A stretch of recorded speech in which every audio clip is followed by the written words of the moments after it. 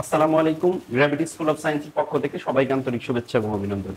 আজকে আমরা আলোচনা করব পদার্থবিজ্ঞান দ্বিতীয় পত্রের প্রথম অধ্যায় অর্থাৎ তাপগতিবিদ্যার ধারাবাহিক লেকচারে।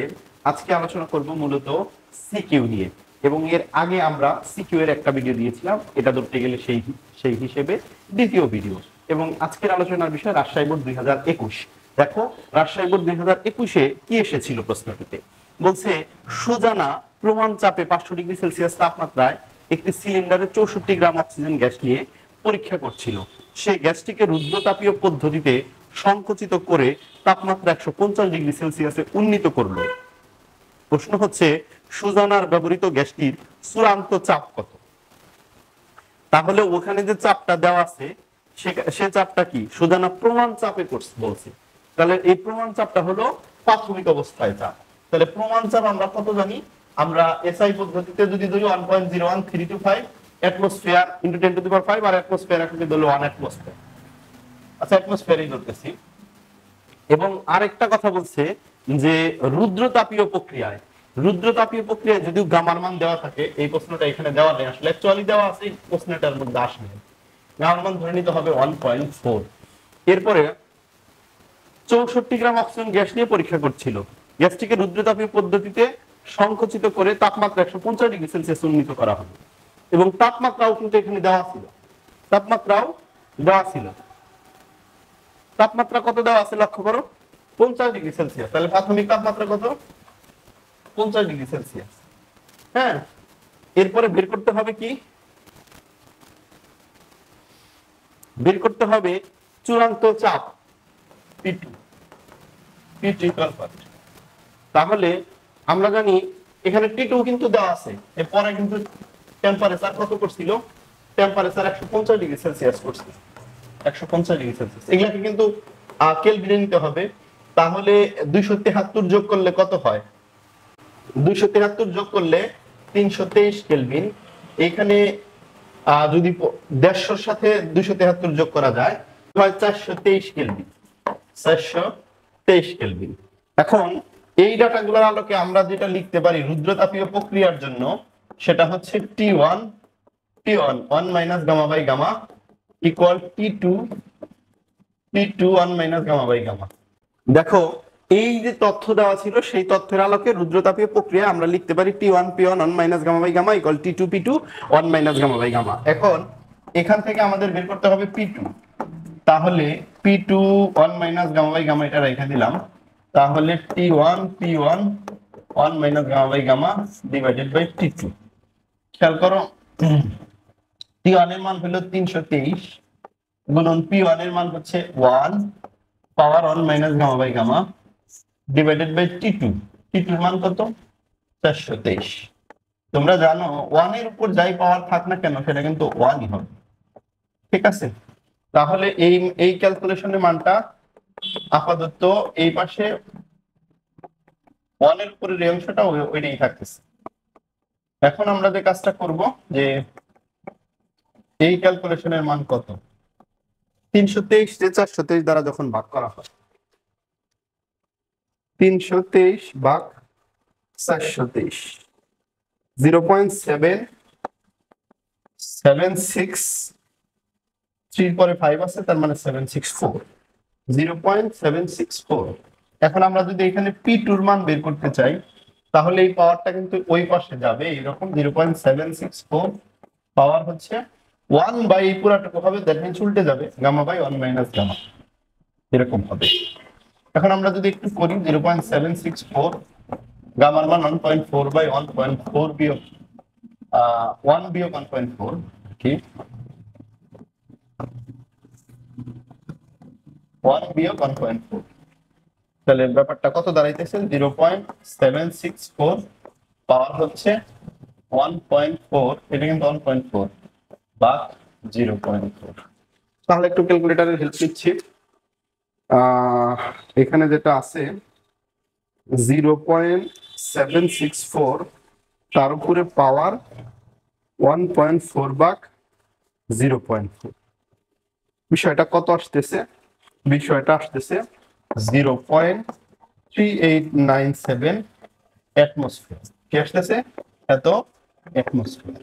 এখন এই মানটা যদি আমরা অ্যাটমসফিয়ারে দেই, এটা অ্যান্সার যদি কেউ যদি বলে যে newton per metre square answer কত হবে, সেই ক্ষেত্রে 1.01325 গুণন 10⁵ গুণ করে দিব। আশা করি এটা বুঝতে পেরেছো। আমরা তাহলে এক নজরে পুরো ক্যালকুলেশনটা একটু দেখে নিচ্ছি। প্রথমে এই ডাটাগুলো দেওয়া ছিল সেগুলো লিখছি উদ্দীপক থেকে, এবং তারপরে আমরা রুদ্রতাপীয় প্রক্রিয়ার ক্ষেত্রে যে তিনটা সূত্র ইউজ হয় তার একটা সূত্র আমরা লিখছি। তিনটা সূত্র কি কি? একটা সূত্র হলো T1 B1 gamma minus 1 equal T2 B2 gamma minus 1, আর একটা আছে P1 B1 gamma equal P2 B2 gamma P to the power gamma. এবং থার্ড যে সূত্রটা যেটা এটা ব্যবহার করছি সেটা হচ্ছে P1 1 minus gamma by gamma equal T2 1 minus gamma by gamma. এই হলো তিনটা সূত্র, এবং এই তিনটা সূত্রের থার্ড সূত্রটা দিয়ে আমরা এই অঙ্কটা করছি। দেখো, তাহলে আমরা এই সৃজনশীলটা দ্বিতীয় প্রশ্নটা নিয়ে এই মুহূর্তে আলোচনা করব। দ্বিতীয় প্রশ্নটা যেটা রয়েছে, গ্যাসের আয়তন কিরূপ পরিবর্তন ঘটে গাণিতিকভাবে বিশ্লেষণ করো। তাহলে আয়তনের পরিবর্তন আলোচনা করতে গেলে ডাটাগুলো একটু নিয়ে নিচ্ছি। এখানে কিন্তু আগের ডাটা T1 দেওয়া ছিল 50 degree Celsius, that means 323 kelvin, এবং M1 এর মান যেটা দেওয়া ছিল সেটা হলো 64 গ্রাম, দ্যাট মিন্স 64, আর T2 কিন্তু এখানে দেওয়া ছিল সেটা কত 150 gram, 150 degree Celsius, that means 423 kelvin. হ্যাঁ, এখন এখান থেকে আমরা যেটা বের করতে চাই, এখানে আমরা যদিও আয়তনের পরিবর্তন আলোচনা করতে চাই, এই মুহূর্তে আগে M2 টা বের করে নিই। এভাবেও করে নিতে পারি যে আমরা কি জানি, আমরা জানি T1 B1 সমান T1 B1 to the power gamma minus 1 equals T2 B to the power gamma minus 1, এই ব্যাপারটা জানি। আবার এটাও কিন্তু আমাদের জানা আছে রো ইজ ইকুয়াল টু কি m বাই v।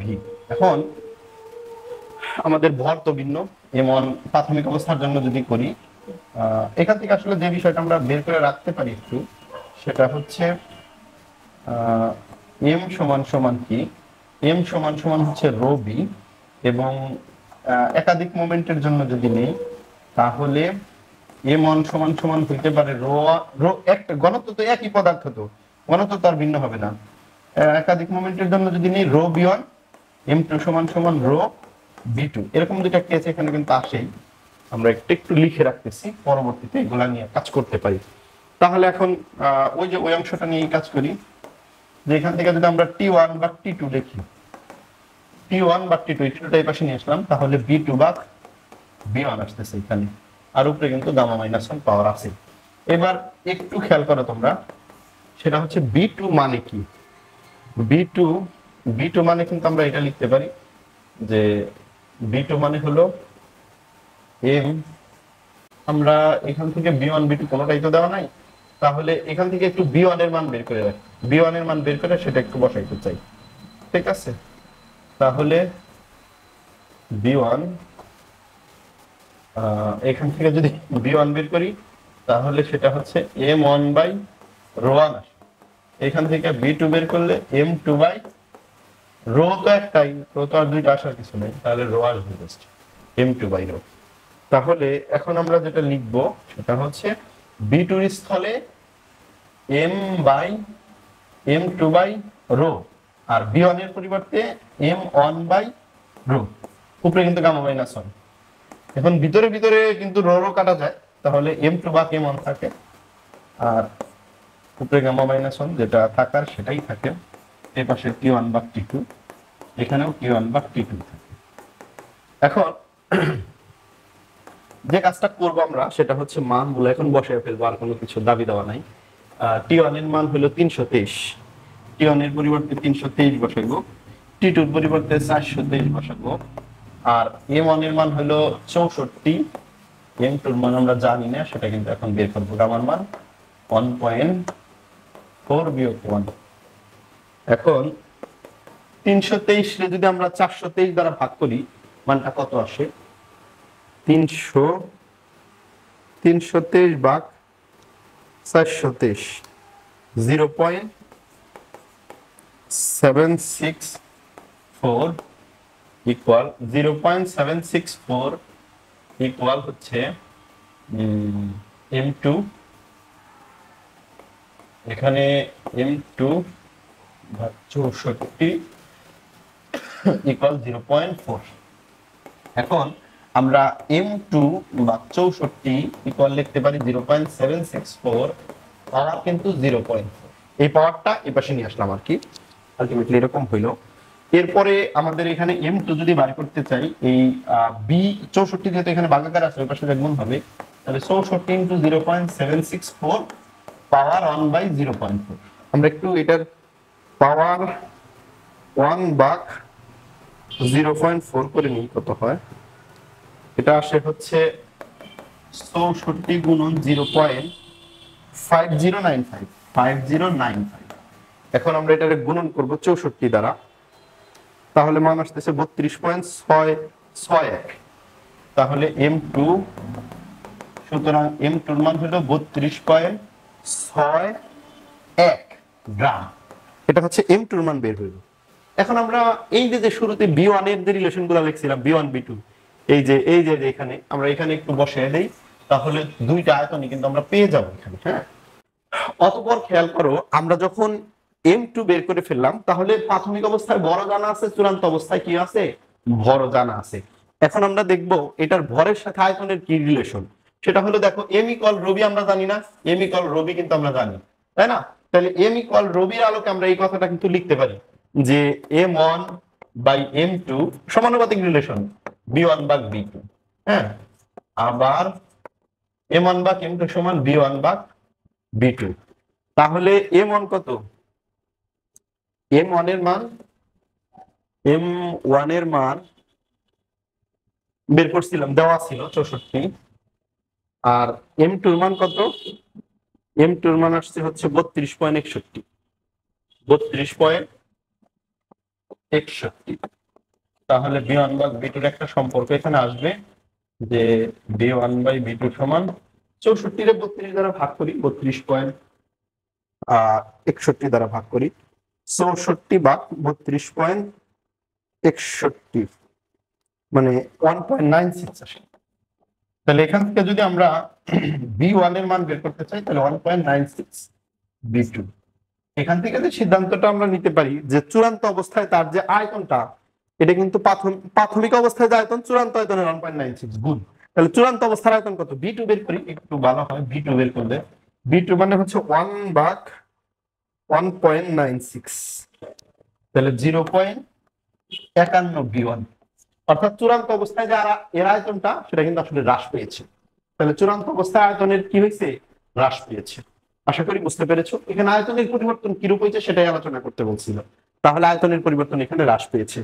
আমি আবারও এক নজরে আলোচনা করে দিতে চাই যে অঙ্কটা আসলে কি করা হইলো সেটা নিয়ে। প্রথমে যে বিষয়টা দেওয়া ছিল, এখানে যে ডাটা দেওয়া ছিল T1 M1 T2 M2 এগুলো দেওয়া ছিল, এবং বলছিল গ্যাসের আয়তনের কিরূপ পরিবর্তন হবে সেটা আলোচনা করার জন্য। তাহলে আয়তনের রুদ্রতাপীয় প্রক্রিয়া যেহেতু দেওয়া আছে, এবং সে কারণে আমরা T1 B1 to the power gamma equal T2 B to the power gamma লিখতে পারি। এখন এখানে আমরা সরাসরি মানটা বসাই নেই, যেহেতু বর দেওয়া ছিল এই জন্য বর ঘনত্ব দিয়ে একটা সম্পর্ক নিয়ে আসছি, রো ইকুয়াল m ভাগ b। এখানে m ইকুয়াল রবি লেখা যায়, এখানে m ইকুয়াল রবি লেখা যায়, এবং তার আলোকে একাধিক মোমেন্টের যে আয়তনটা সেটা বের করছি। b1 সমান সমান m1 বাই রো, b2 সমান সমান m2 বাই রো। ঘনত্ব তো সেমই থাকবো, একই পদার্থ যেহেতু। এখন এখানে b1 b2 আছে, এই b1 b2 এর স্থলে b1 b2 টা একটু মডিফাই করে t1 ভাগ t2 সমান b2 ভাগ b1 লিখছি, এবং তারপরে b2 এর পরিবর্তে m2 ভাগ রো, b1 এর পরিবর্তে m1 ভাগ রো লেখা যায়, এবং সেই লেখাটাই লিখছি। এবং তারপরে রো রো কাটা যাওয়ার পর আমি t1 t2 এর মান দেওয়া ছিল, m1 দেওয়া ছিল, m2 এর মানটা বের করছি। অর্থাৎ ওই যে তাপমাত্রা বৃদ্ধি করলো গ্যাসের, তাতে তার ভরের কি পরিবর্তন হইলো, এবং আমরা দেখছি ভরটা প্রায় অর্ধেক হয়ে গেছে, 32.61 গ্রাম হয়ে গেছে। এখন বরের সাথে আবার আয়তনের রিলেশন আছে, সেই রিলেশন থেকে আমরা চূড়ান্ত আয়তন বের করছি, b2 মানে 0.51 বিয়ন, মানে আগে যে বিয়ন ছিল তার অর্ধেক হয়েছে। 51 মানে কি, মানে হাফ, প্রায় হাফ, মানে আগের আয়তন, চূড়ান্ত অবস্থায় আয়তন প্রাথমিক আয়তনের অর্ধেক হয়েছে, অর্থাৎ আয়তন হ্রাস পেয়েছে। এই যে তাপমাত্রা বৃদ্ধি করা হলো, এই কারণে গ্যাসের আয়তন কি হয়েছে, অর্ধেক হয়েছে। আশা করি তোমরা বুঝতে পেরেছো। Thank you so much. আসসালামু আলাইকুম।